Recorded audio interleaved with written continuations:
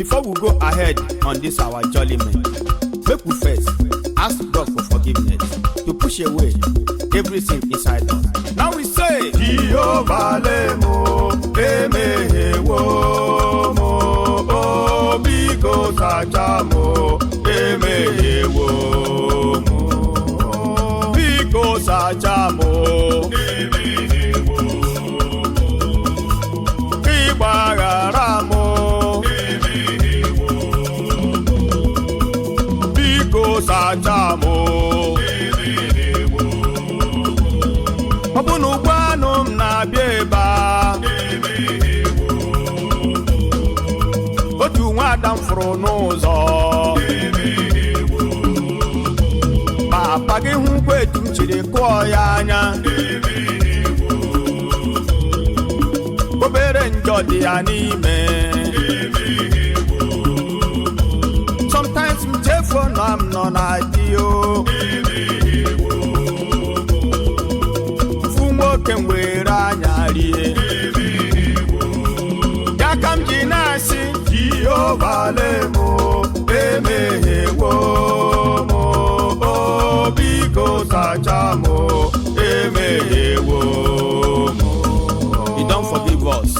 Make we ask and make him come and feel lost.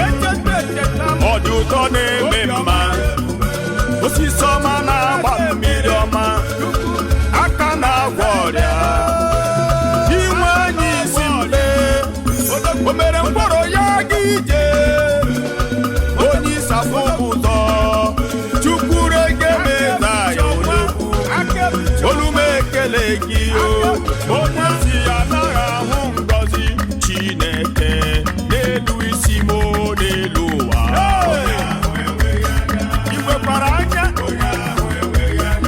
Onye si ya anaghị ahụ ngọzi Chineke n'ezinụlọ m n'elu ụwa.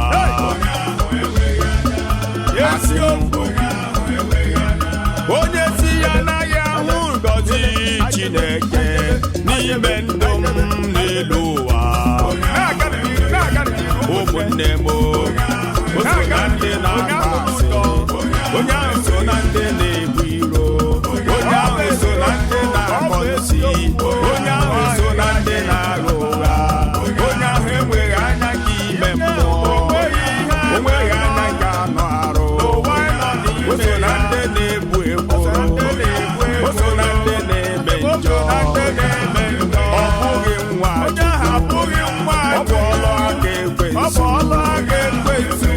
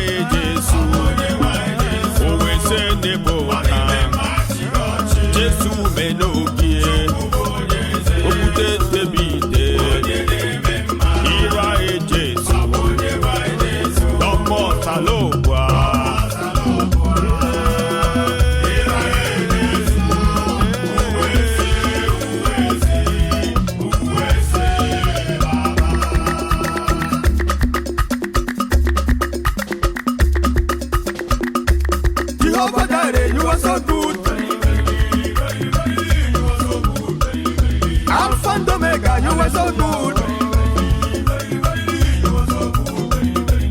Jehovah Nissi, you are so good. Rock of Shalom, you are so good. Heroes of Shalom, you are so good. Alpha and Omega, hallelujah. Yes, Shaddai,